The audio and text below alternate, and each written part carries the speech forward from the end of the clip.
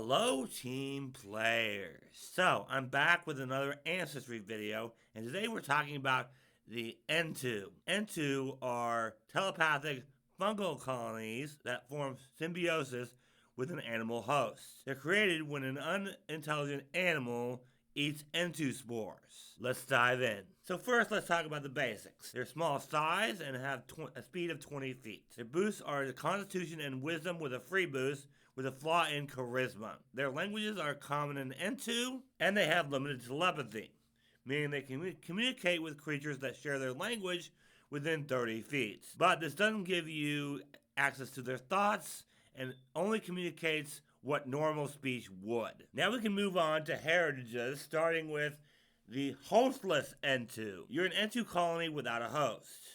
You gain the tactical symbiosis action. Once per day, you can temporarily merge yourself with an adjacent willing creature you can speak to with your limited telepathy, overlaying yourself atop them for 10 minutes. You can dismiss this effect. When you do, you merge in a space adjacent to the targets you merged with.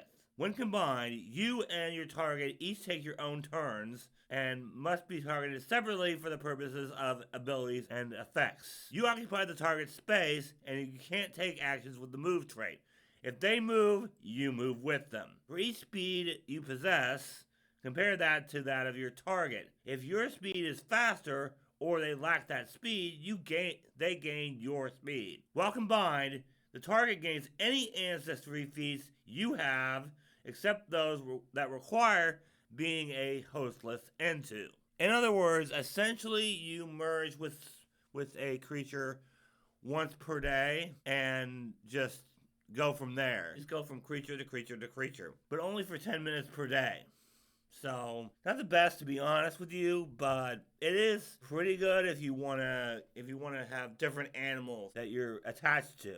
Then we have the Karapatu. You're bonded with a Karapal, an amphibian from Sark 5. You gain a swim speed equal to your land speed, and you gain the amphibious trait, allowing you to breathe water and air. It's decent, not great, but I mean, you can definitely use this to swim around if that's what you need to do, absolutely. Then we have the Nelatu. You gain a climb speed equal to your land speed, and you don't need to have any hands free to climb. Additionally, you can climb to hang from ceilings and hang any amount of time without exerting any effort, even in your sleep. This is actually great, especially if you're some kind of spellcaster. You can just climb, and you don't need any free hands. And you can even be on the ceiling when you're sleeping, which is just wow. That's fantastic. Next we have the Squintu. Your size is tiny instead of small. You gain a boost to dexterity instead of constitution. You gain a precise set with a range of 30 feet. This means you can use your sense of smell to determine the exact location of a creature.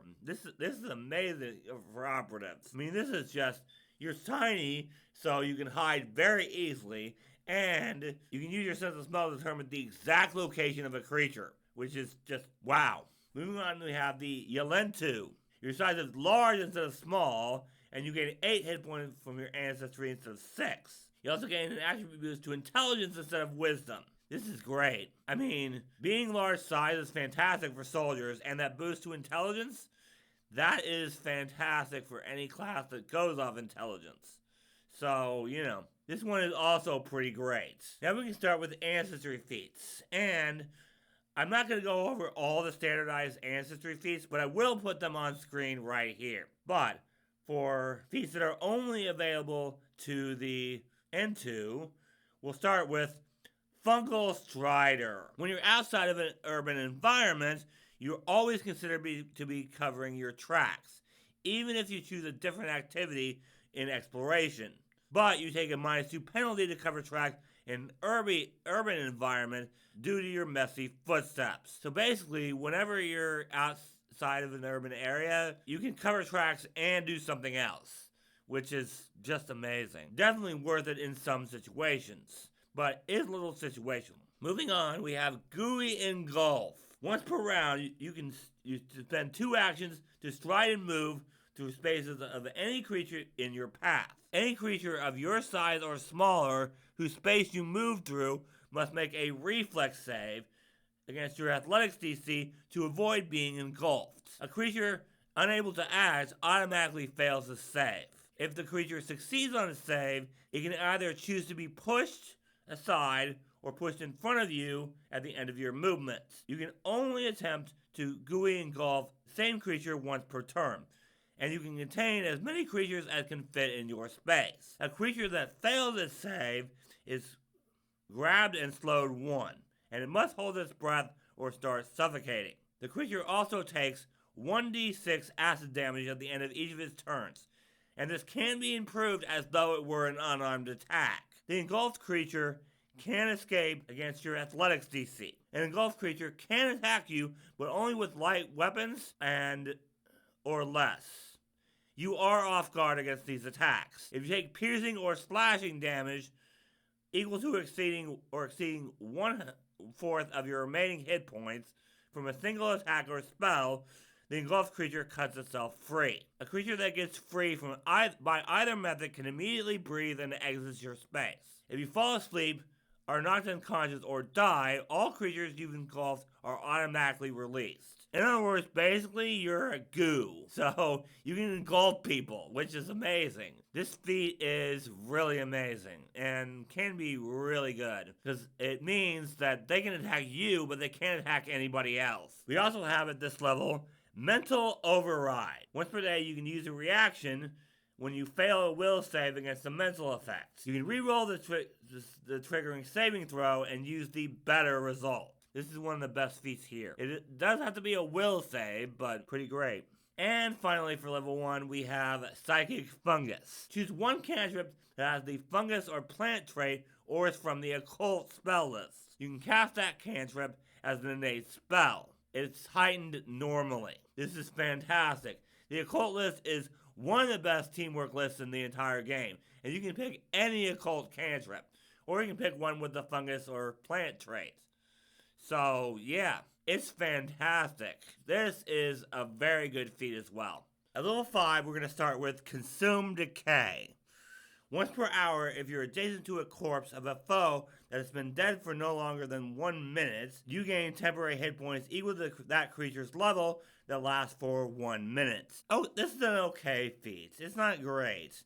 I mean, temporary hit points is always nice, but doesn't really help anyone other than you, sadly. Unless you're playing something like a soldier, in which case, then getting temporary hit points can be pretty nice. And this doesn't take any actions either, which is amazing. Next we have Entu Spore Caps. Each time you would become grabbed by a creature or an adjacent creature hits you with an attack, you deal 2 poison damage to that creature. This damage increases to 3 at 9th level and 4 at 13th level and 5 at 17th level. Again, okay, this is good for soldiers too, because I mean, you know, every time they hit you, they're going to take damage.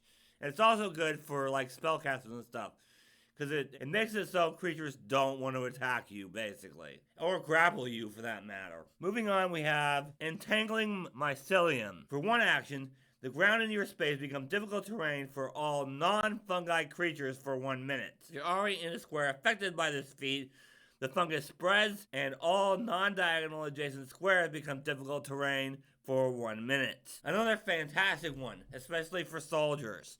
Just make everything difficult terrain. Then we have Expand Mental Network. You can cast Mind Link as a first rank occult innate spell twice per day. Again, pretty good.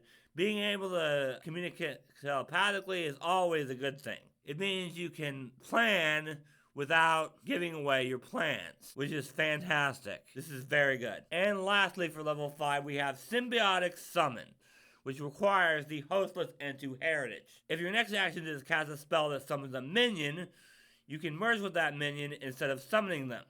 This works like animal form, except your form, size, speed, AC, senses, and attack modifiers are all identical to the summoned creature. You don't gain any temporary hit points though. If you are reduced to 0 hit points while merged with your summoned minion, the effect ends, and you return to your normal self with half as many hit points as you originally had when you first merged with your summoned minion. This one really only works with spellcasters, but It's a fantastic spell-shaped feat. This essentially means you can summon a creature and then merge with it, which is awesome, especially since you can only merge with an animal once per day for 10 minutes. So, this is great for any spellcaster that wants to summon creatures. Moving on to 9th level, we have Distracting Cling. To take this feat, you must have a climb speed, and to use it, your target has to be larger than you. Attempt an athletics check against your foe's fortitude DC. On a critical success, the target is blinded until the end of your next turn, unless you move or your target escapes. If the target moves, you move with them. On a success, the target is dazzled until the end of your next turn unless you move or it escapes. If the target moves, you move with them. On a failure, you miss the target. On a critical failure, you miss the target and fall prone. Then we have Entu Spore Cloud. For 2 actions, you create a dense cloud of fungal spores. Plants and fungi are immune to this effect, but all other creatures in a 10-foot emanation must make a fortitude save against the higher of your class or spell DC, with the following results. On a success, the creature is dazzled for 1 round. On a failure, the target is dazzled and can only see 10 feet away for 1 round. On a critical failure, the creature is blinded for 1 round. You can use this feat once per hour. This is decent. I mean, dazzled is okay. Let's be honest here. Most of the time, they're gonna make the flat check to target you, unless they're blinded. So, unless they critically fail, this isn't the best feat in the world. But, you know, it is what it is. Moving on, we have Psychic Fungal Mastery, which requires Psychic Fungus. Choose a 1st or 2nd rank spell with a fungus or plant trait or one from the occult list. You can cast that spell as a 2nd rank occult innate spell once per day. Again, this is fantastic. Like I said, the occult list is one of the best ones out there. So, there's a lot of good spells you can pick up with this.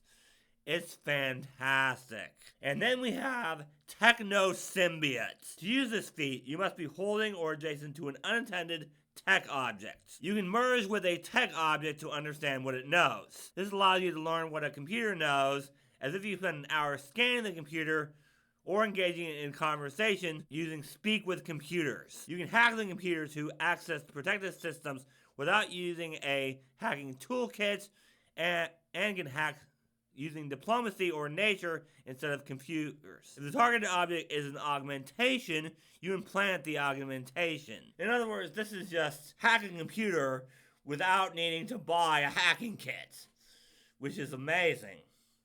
And this can give you a ton of really good information. This is definitely worth picking up, especially if you're good with diplomacy or nature. At 13th level, we have Fungal Evolution. Once per day, you can cast Plant Form as a 5th rank innate primal spell. And when you reach 17th level, you can heighten the spell to 6th rank when you cast it. When you cast the spell, you gain the following special abilities.